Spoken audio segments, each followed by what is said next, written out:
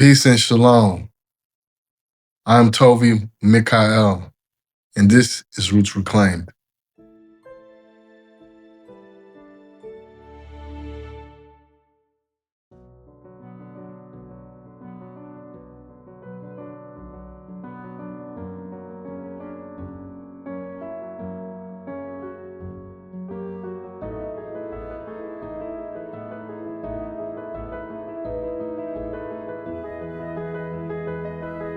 God, and that his followers claimed he's God, gets overlooked by most Christians and non-Christians because we've lost touch with first century Jewish culture. We just tend to not notice things.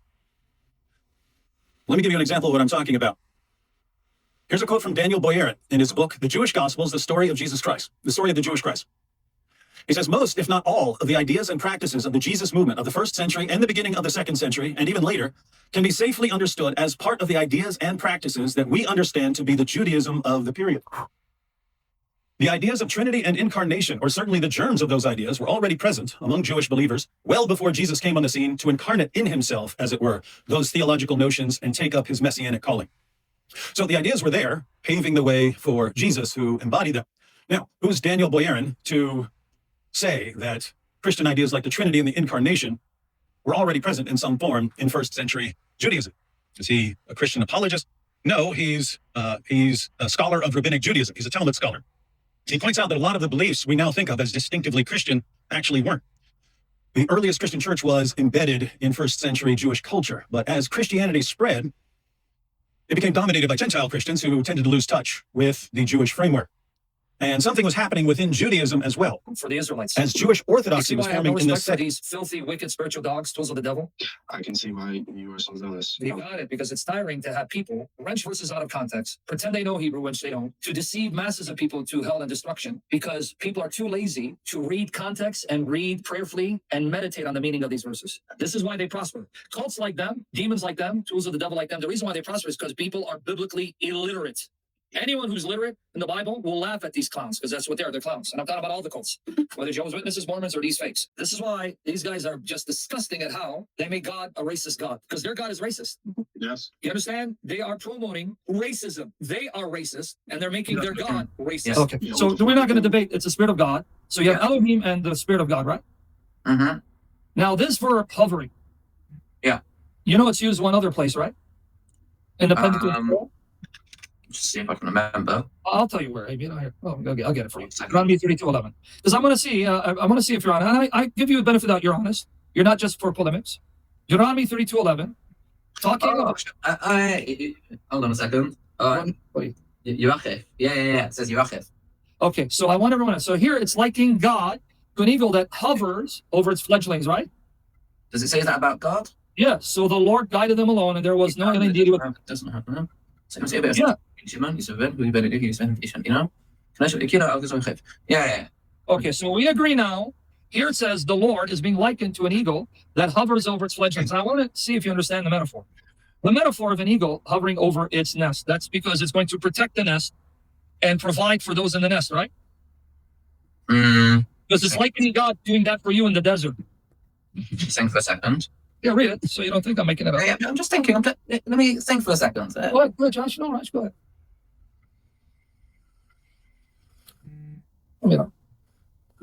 Yeah. So eagles, obviously, is a type of bird. So they look after the baby birds. Yeah. And the way they do that is they hover over them, make sure that the prey don't come and take them, or that nothing happens. But that shows awareness on the part of the eagle, because the eagle must know that's her nest and not someone else's nest, right? Yeah. So that shows that the eagle has awareness. Of course. Okay, I'm glad I'm starting to respect you a lot more. And because it has awareness, it's aware. These are my young. I have to protect them, right? Yeah. All right. Now let's go back to Genesis 1:2. What does it say about the spirit then? Because it uses the same verb. What does this imply about the spirit's cognition? I see what you're trying to say. You're trying to say that because it uses the word hovering, that therefore it also implies awareness. Now, I'm not going to deny that the Spirit of God, which I don't see as distinct from God, is aware. I wouldn't disagree with that.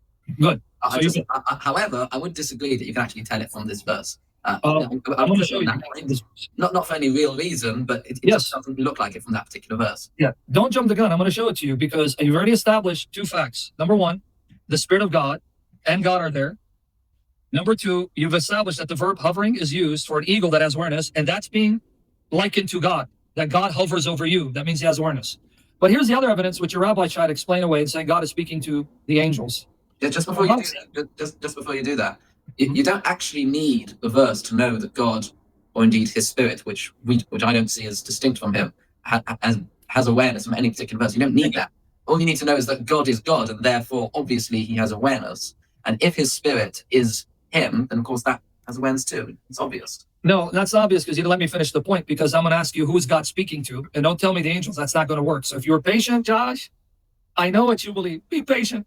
Because in Genesis 1, he said, God said, let us make man in our image after our likeness.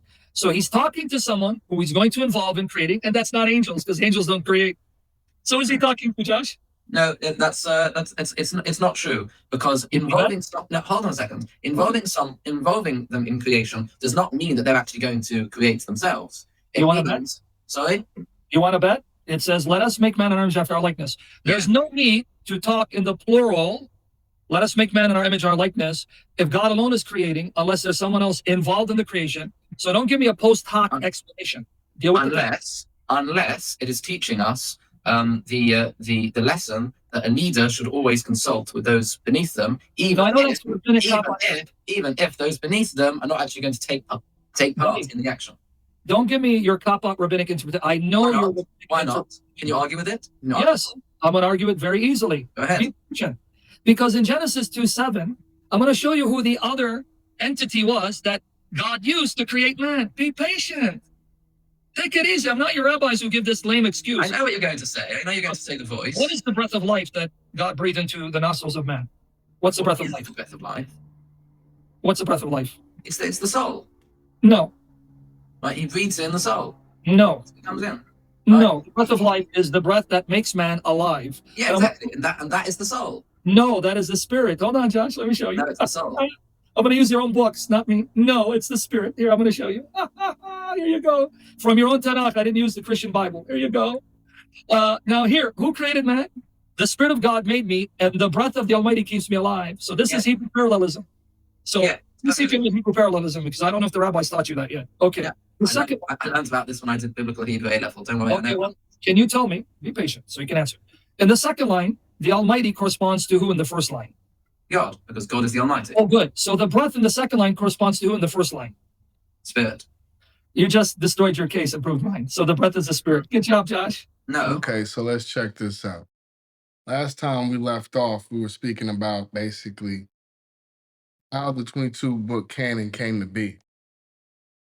All right. Now what we're going to do is focus in on a very specific aspect. And that's why I showed you these videos of other apologists, Christian apologists per se, and Orthodox Jews and their perspectives on these matters. But the reality of it is the things that's missing, I'm about to equate and show.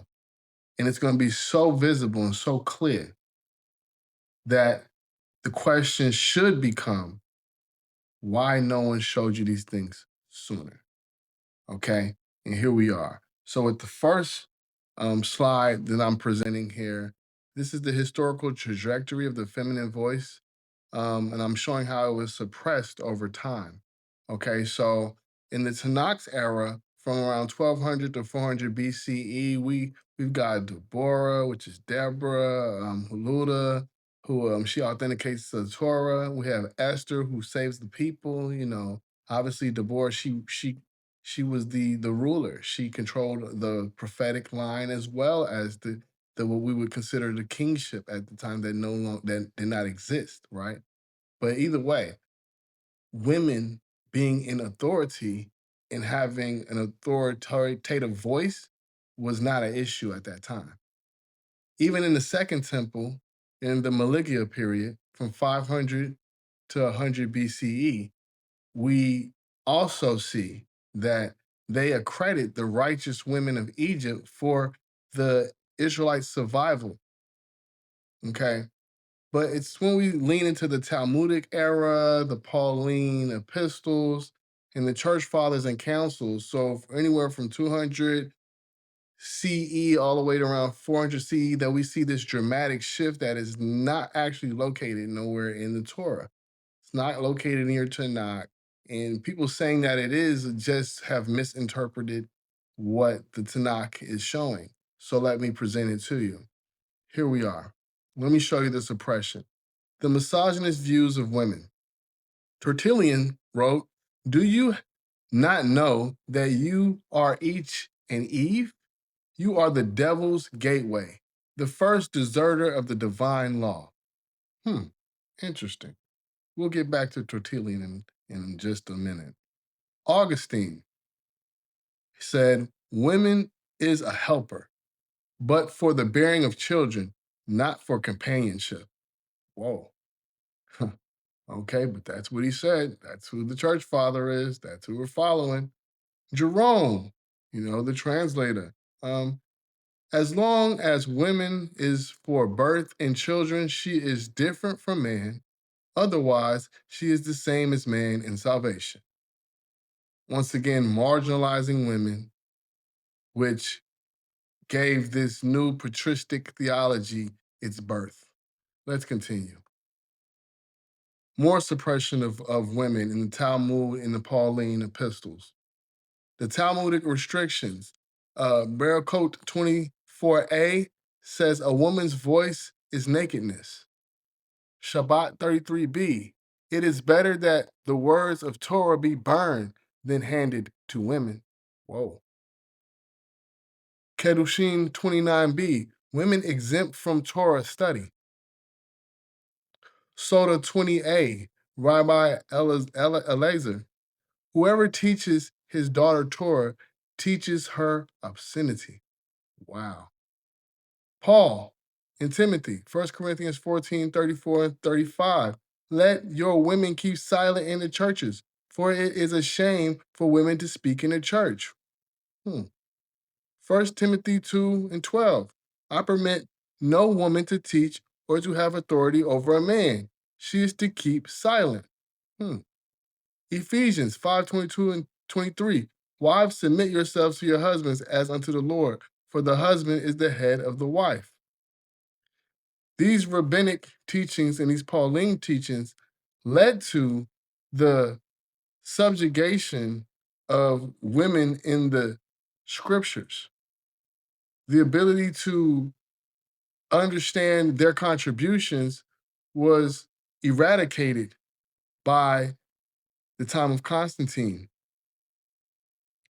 Let us continue. Okay, now remember I told you I was going to get back to Tertullian? Tertullian versus Rome. So he was a church father who was with Rome, right, during the 2nd century CE.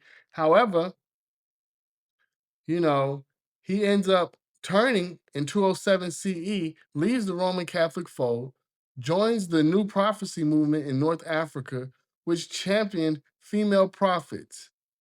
The female prophets that are spoken about are Priscilla, Maximilla, so let's go to the other side and let's see this. See here. All right, so I want to focus in on the idea that the new prophecy during the 2nd and 3rd century CE, founded by Montanus in Phrygia, with 2 women prophets, Priscilla and Maximilia. Their oracles emphasize spirit-led prophecy, visions, and eschatology. Eusebius records that Montanus and his women prophesied claiming possession by spirit. Ephanius notes that Priscilla and Maximilla spoke in ecstasy as recognized prophets. Roman reaction, they condemned it as heresy. They considered it hostile, and their words were not allowed to survive. So there were suppressed prophecy of women in the early church. This is just what occurred. And this is why certain scholars believe that Priscilla may have also been the one to author the book of the Hebrews. Let's continue. So now that we've, looked at some of these things as far as the historical aspect, it's time to actually dive deep into the actual linguistics, morphology, the philological weight of the aspects of the Hebrew being shifted and women being completely subdued in this shift. Let me show you. The term Navia means prophetess. The term Shoftet means female judge. The term Alma means young woman, not virgin. The term Betula is the technical term for virgin in Hebrew. Ezer Kanegdon, which is what we translate as helper, but it's a strength opposite to him. It doesn't mean that she's subordinate. Let's continue. Let's look deeper. So when we actually do textual criticism and we look at some of these terms, we can clearly see the deviations. Okay. The term Alma, young woman, a woman of maritable age, not strictly a virgin, in the MT, which is the Masoretic text, it gives the young woman Alma in Hebrew as the terminology used to not clarify virginity. But in the LXX, the term parthenos in the Greek is used. In the LXX is the Septuagint, if you do not know. And the Dead Sea Scrolls, the DSS, actually supports the MT's young woman. So the LXX version, the Septuagint, is actually null and void here in textual criticism. When we look at, terms like ruach, the spirit, the wind, it's it's grammatically feminine, okay? The in ruach, all right? That term in the Hebrew is feminine. It is preserved in the MT, in the Masoretic text. It's also still preserved in the Dead Sea Scrolls. However, that term becomes altered when put in the LXX in the Greek because it becomes the word pneuma, which is spirit. It doesn't really hold the same female effect. And there's a reason why I'm showing you these things. Same with the term Elohim, but we'll get back to that. We basically singularize it in the Greek with the term theos and use the term God now. Both of that is singularized. However, in Hebrew, the term Elohim is a majestic plural. All right. We already had talked about the term Navia, but this term Navia is what they use for Deborah, Huluda. But in the LXX version, they rarely use it, but they do use the term prophetis, which is still, they collapse them into male categories though. So the feminine becomes abstract, okay? While the MT and the DSS with that terminology still maintains its feminine root. Let us continue when we go to the term shoftet. The term shoftet is a female judge, like Deborah. The LXX uses the term kritis, which is masculine. It's a generic term. The Dead Sea Scrolls, it's fragmented, but what we have of the fragmentations says it supports the Masoretic text. Now, Betula, they use the term interchangeably parthenos in Greek, right? Which does not equate to the flexibility of the term Alma in the Hebrew.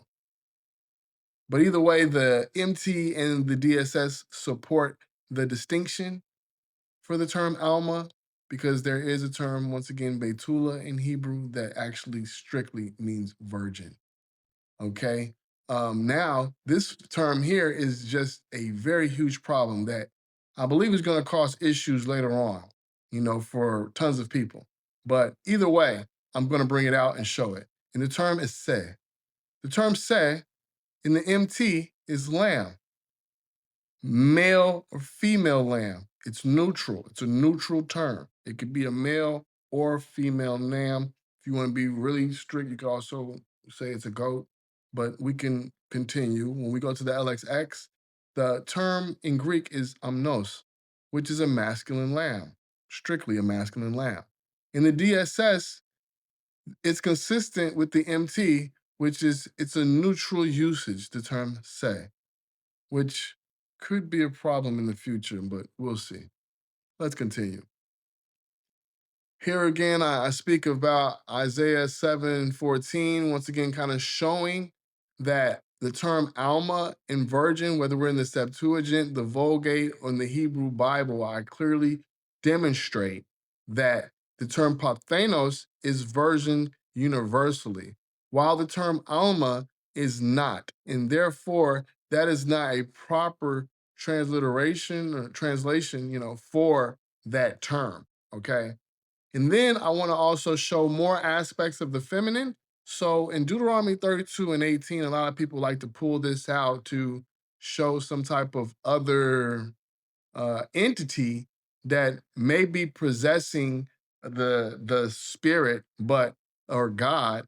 But the reality of it is, this spirit that we speak of and hear about is the same spirit that we are always talking about. People just, for some reason, I don't understand, but for some reason we alter what it actually is and what it means. But I'm gonna show it to you in full detail right now. The forgotten mother god. That's why I named it that, because this is clearly forgotten. The term here in Deuteronomy shows that God would birth you, right? When we get to the LXX versions, the Septuagint and the Vulgate later, what happens is these terms become masculinized. Instead of it saying the God who begot you, or the God who gave birth to you is probably a better way. It says the God who begot you. I'm sorry. So it's basically telling you God did this, but it's not actually giving a feminine aspect of that, which is needed because that is what's actually in the language itself, hermeneutically speaking, in the Hebrew. Okay, so let's continue. So here we talk about Alma and Betula. I don't really want to touch on this too much. Just pretty much need to know that there are different terminologies for the word virgin, and there's some misinterpretation there. Here I want to get to the nitty gritty. Here we go. So there's 7 finite verb forms. Pu'al, PL, Hifa'el, Hitpa'el, Pufal, Pu'al, and Nufa'el. These are the main core verb stems in Hebrew. So I wanted to show you guys that. But what I wanted you to also understand is there's a term called cohortative. This cohortative verb, the cohortative verb, it's really, it's not part of the actual verb stems per se, because you can use it with any one of these because it's more of a volition, right? So the volitional voice speaking, and this is used in Hebraic languages, okay? So I'm going to demonstrate this so people can have a better understanding of what's actually going on in Genesis chapter 1. Okay. So here we are, and it says, and God said, let us make man in our image.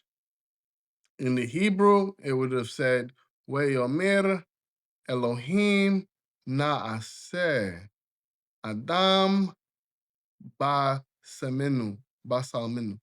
So the main word here, though, is naseh, let us make.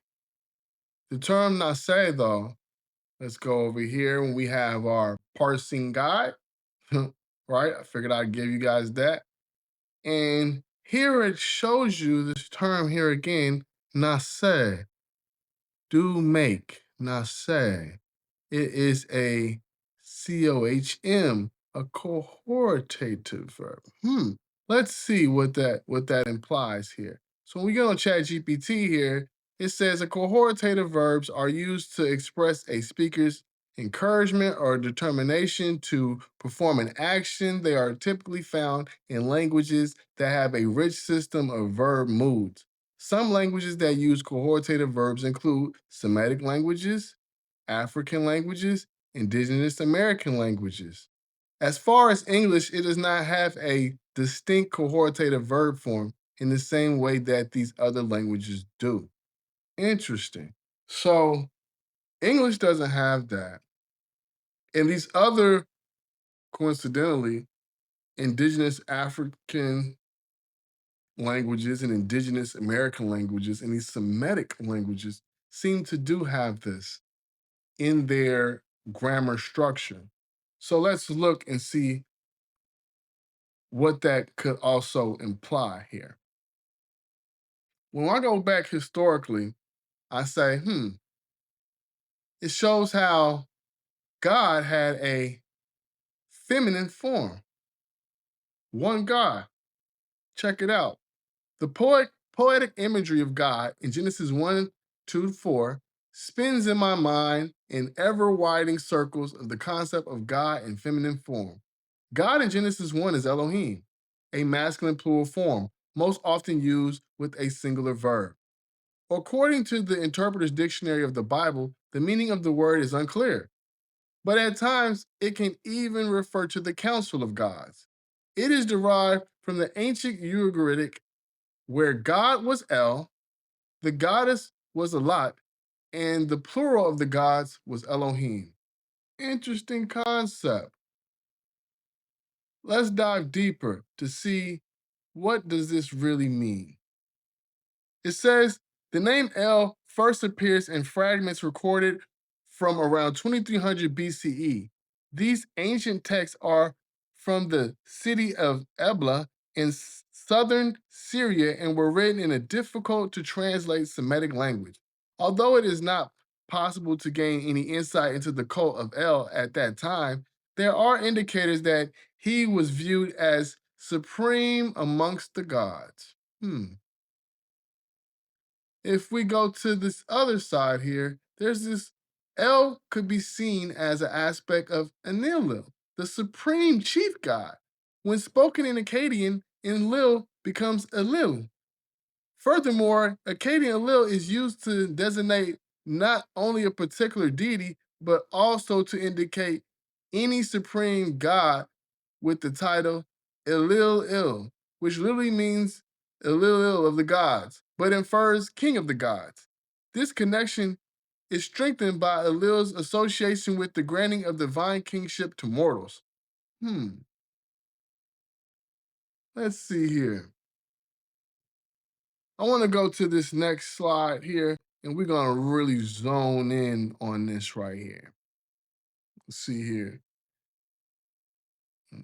Mm, the term aloha. Aloha? That's interesting. Aloha. Aloha. No, I'm saying. But aloha, seriously. The Hebrew word aloha is derived from a base, I don't know how to pronounce it, but I'm going to say elah, perhaps a secondary form of the common Semitic word il, God. Cognate terms are known from Ugaritic Aramaic and Arabian. The relationship between the common noun and the divine name is complicated, and it varies considerably from one language to another. In Aramaic and in the epigraphic Arabian dialects, it is primarily a common noun, while in Ugaritic, Hebrew, and Arabic, Allah, El-Alu, the God, the usage is as a divine name. Now, why am I showing you that El and Eloah are divine names? Because when you read the Bible, they always say, it says, and God said, let us make humankind in our image, after our likeness. They shall rule the fish in the sea, the birds of the sky, and the cattle, and the whole earth, and all the creeping things that creep on the earth. And God created humankind in the divine image, creating in the divine image of God, creating them male and female. Interesting. Two, male and female. So is the divine image this dual imagery? Could it be? Or is it Jesus that was part of the let us, or angels, or Ra, or aliens? I heard all kind of, arguments on who the let us is, but the problem is, remember that cohortative that I told you about? Well, in Hebrew, there's also this thing here called dualism. And in dualism, basically what you have is words like shinaim, right? Let's see here. Let me get it a little bigger for myself real quick. All right. You got words like shemaim, which is a plurality with the im. Okay. The im at the end makes it a plural. So in the term shemaim, which is heavens, not heaven, heavens, there's a duality there. Same with ma'im, which is the waters above, waters below. There's also a duality with your hands, yara'im, right? Inaim, your eyes, right? Okay. Elohim also has this term, im. There's two, and they come together, form one, just like your eyes and your vision. Okay. So if that is the case, then what I'm also saying is when we look at the terms, they're presentable. It says, in the beginning created God, and in the heavens and earth, okay, but it's heavens, right? There goes that in again, right? But what I want to prove and show is that the grammar of the text actually already shows you this, okay? The reality of it is people are just missing it and they're telling you all kind of crazy stuff to get you to believe, I don't know what, you know, some nonsense, in my opinion. Okay? Because as you can see here in the Ivrit, the very first word is Bereshit. Bereshit is in the beginning. Then it says bara, he created.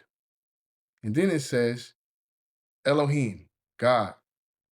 Et Hashemaim, the heavens. We'et, and Haaretz, the earth. Okay? So, what is happening here? Why am I bringing you to the very first words of the Tanakh? Well, simple. Because if you just pay attention to the Tanakh, you can clearly see that the very first word is Bereshit. Starts off with a beit. Why did it not start off with Aleph? It starts off with beit. Well, beit is two. Interesting. It starts off stating two. Beit. However, the term Reshit is beginning. The in or the with or in the beginning, that in the part comes from beit, which is two. But that is a conjunction word, bereshit. And that is a noun, feminine singular. Check this out. The next word is bara, which it says created, but it means he created. And that's why it is a cow stem, masculine singular. Then you get to the term Elohim, which is a masculine plural. But if we pay attention, the term Eloha is in the term Elohim. And so is the term El. So the term Eloha, the term El, are both in the word Elohim. The two.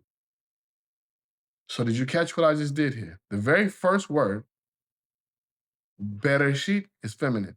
The very second word, Bara, is masculine. The third word is masculine plural or a majestic plural, and that is because the man or the male covers the female. y'all just learned something deep. Don't believe me? Then why the very first letter start off bet too? Anyway, let's continue. So now let's actually dive deep in looking at this word. The term Eloha, is a singular, often feminine aspect. Elohim, plural construct. It contains both the masculine plus the feminine. Elohim is plural of majesty, singular verbs showing unity. The feminine elements ignored in classical interpretation are real. They are being removed and stripped out. Because if you talk to anyone, they tell you God is, a man. And then they'll be like, oh, spiritualize and be like, oh, God ain't no man, that doesn't really matter. We're all one in Christ Jesus or whatever, whatever. However, if you ask them who the Holy Spirit is, they're gonna also tell you that's a man. They're gonna tell you Jesus, and he's also a man. So you got three guys, technically speaking, you're all speaking in the masculine. They are not speaking to you in the feminine. But yet no one sees the disconnect. I find it to be very interesting. The term ruach, spirit, is feminine in grammar. The term hakmah, wisdom, is feminine in grammar. The term, even in rabbinic, shekinah, is feminine. Okay? These are things that you would definitely need to know. Let us continue.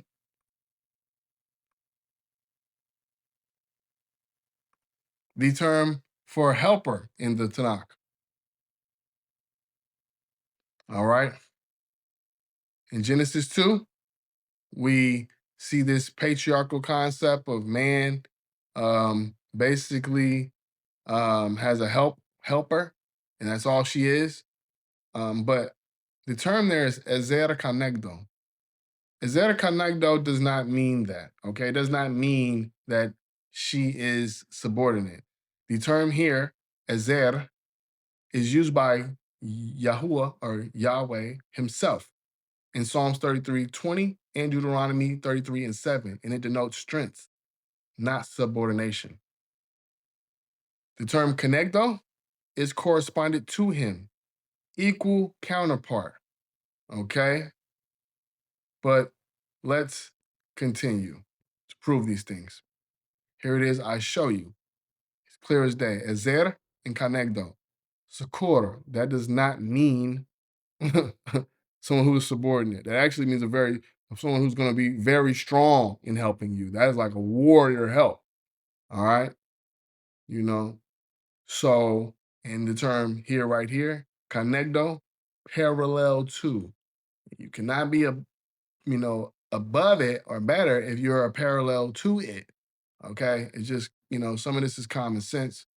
But once again, common sense is not so common.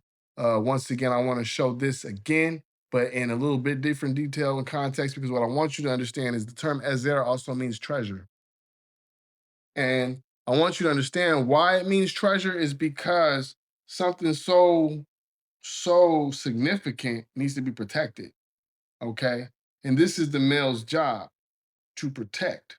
Okay. So the Ezer Kanegdo, the Ezer in her is a warrior, but she's also Kanegdo. She is parallel to you. She is your equal. Her strengths are not your strengths. And I think in the Hebrew community, y'all really need to learn that because clearly y'all missing something. All right. In most of the communities, y'all need to learn that. But I'm speaking to my community specifically. It just doesn't make sense. The terminologies are telling you otherwise. These ideologies of men above the women may be biblical in some sense. I would call it a curse. However, we don't have to subjugate ourselves to those concepts. Okay. And that's really all I'm gonna say on that idea. There's no way we should be believing some of the things that they're telling us. We read right there in First Corinthians, we read in Timothy, where they're subjugating women. Yet I cannot show you anywhere, and you cannot show me anywhere where it was a natural, proper practice allowed by God to do such a thing. The only thing that was allowed was his own curses. So I better be careful when you add your own ideologies to God's commands. Anyway, let's continue. When we get to this portion of the slides, I really just wanted to dedicate this to misinformation. I mean, it's insanity that somehow Black people have to prove that they are not being facetious about their belief systems when I just clearly showed you. And through this series, I'm going to clearly show you that the ones being facetious is your Roman canon organizers in their idea to tell Black people or any other people what to do with their spiritual beliefs when all they did was steal a colonize a text. You know what I mean? They stole and colonized a text. This is what they done. But don't believe me? Let's look at the thing. John Biddy, African Religions and Philosophy. In African religion, history is identity. The past is not gone. It is here. Memory is living identity. Exile cannot erase covenantal belonging. The Afro-diasporic recovery of Israelite identity mirrors prophetic calls to remembrance. I write this in chapter 15 of my book and other places, chapter 8. But the reality of it is, these concepts are all over the place in our African roots, in our communities. So to be told that these are not our things and we are some type of Gentile and that our speech, even though I know certain segments, you know, do hate speech. The reality of it is nowhere close to the vile and systematic hate being brought upon Black people. This is, it's not even a joke. It's a nuance how normal it is. But let's continue. Ophir.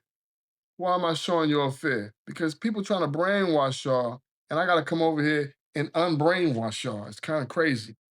All right, so they telling you Africa was named after, I don't know, that guy who won the war. I don't even got time to name the guy. I don't care about those guys. All right, maybe in a real studious debate, I'll name the cowards. But anyway, so actually, historically speaking, though, the term Africa is comes from the son Ophir. This is one of Abraham's lineage, all right, biblically speaking. And you can read about that in the book of Josephus, Antiquities 1, 6, and 4. I got the receipts. Also, people saying, why are Black people claiming that they're Semitic? And they're because we are Semitic, bro. What are you talking about? Like, this is where have you been? Okay. Like Herodias, historian, he says Egypt is the gift of the Nile. He treated Libya as Africa. That doesn't prove that, Black people are Israelites.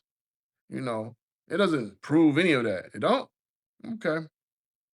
But it does show that they were Black in those regions, right? So let's continue. Ptolemy, Judea and Palestina placed in the African quadrant. The boundary at the Nile and the Red Sea. Wow, that's crazy. Why would they put Judea and Palestine in the African quadrant? All right.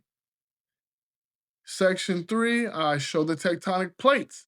Uh, Israel and Palestine are in Africa. I know that they telling y'all it's in the Middle East, but what Middle East? What are y'all talking about? Historically, there was no Middle East. But let me show you, because I can show you better than I can tell you. You know what I'm talking about? Bam. So now, see the tectonic plates, Eurasia, Arabian plate, the African plate, the Indian plate. You see that little red line that cuts up through the Dead Sea Fault? Yeah, that's the African tectonic plate. Okay? So therefore, Israel in Lebanon and other parts of that region actually belong to Africa. They sit on the African tectonic plate. Duh. Um, Mauritius isn't even close to Africa. It's further out than Madagascar, but yet it's considered Africa. I mean, you guys, this is just, it's not reality. Israelite appearance in the scriptures. Song of Songs 1 and 5. I am black and beautiful. O daughters of Jerusalem. Okay. Lamentations 4 and 8. Their visage of blacker than coal. They are not recognized in the streets. Jeremiah 8:21. For the hurt of the daughter of my people, I am hurt. Astonished has taken hold on me. The Jeremiah's lamentation ties suffering to covenant to identity and appearance. Okay? Genetic echoes and Afro-Semitic migrations. The Limba, we got the Limba, we got the Igbo, we got the Ethiopian Bet Israel. Okay, so we've got these different communities that are legitimately recognized as, you know, Israelites. So why the Black Caribbean and diasporic hate? I just want to know. Historically speaking, Herodotus in the 5th century BCE describes the Colchilians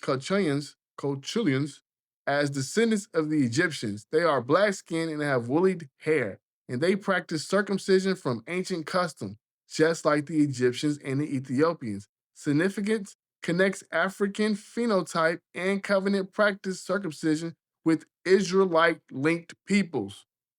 Uh-oh, that's back in 5th century BCE, buddy. Got the receipts. You know what I'm saying? 1st century BCE. Herodotus writes, the Ethiopians are the most ancient of all peoples, from whom the Egyptians and the other Semitic nations derive cultural knowledge. Other Semitic nations derive cultural knowledge. Significance reverses Eurocentric chronologies, affirming African primacy and origins of Israelite and Semitic cultures. This is just the facts. We did these things. And I'm tracing it back for you. During the medieval period, you got, I mean, it's just a joke how much we've done. All right. Jews of let's see, Ghana. We got the Portuguese report in 1548 CE, noting Black Jews of Guinea resisting pork and observing Sabbath and circumcising their sons. John Ogilvy of 1670. He says his accurate account of Africa showing blacks on both sides of the Niger. These were Israelites. Interesting. We got, let's see here. What else we got for you guys? I got crypto Jews, Jesuits report mention of Jews practicing among the inhabitants, right? Then we also have they acknowledge the Mosaic law in the Portugal. Let's see if I got anything else. Oh, E1B1, E1B1A. All right. The EM2 dominates among African American men and West African populations. We related. You know what I'm saying? Jews and non-Jewish populations in the Levant share a EM215 subclass consistent with African admixture dating back to at least 2,000, 3,000 years. Ain't that about the time of G? The presence of haplogroups in Jewish and African populations points to shared early ancestral, not limited to the Levant, but extending to the Saharan and Sahelian migration patterns. Hmm. Now, why would that be important? What do the Saharan, what are they talking about? Oh, you mean the trade routes that go from West Africa all the way to East Africa?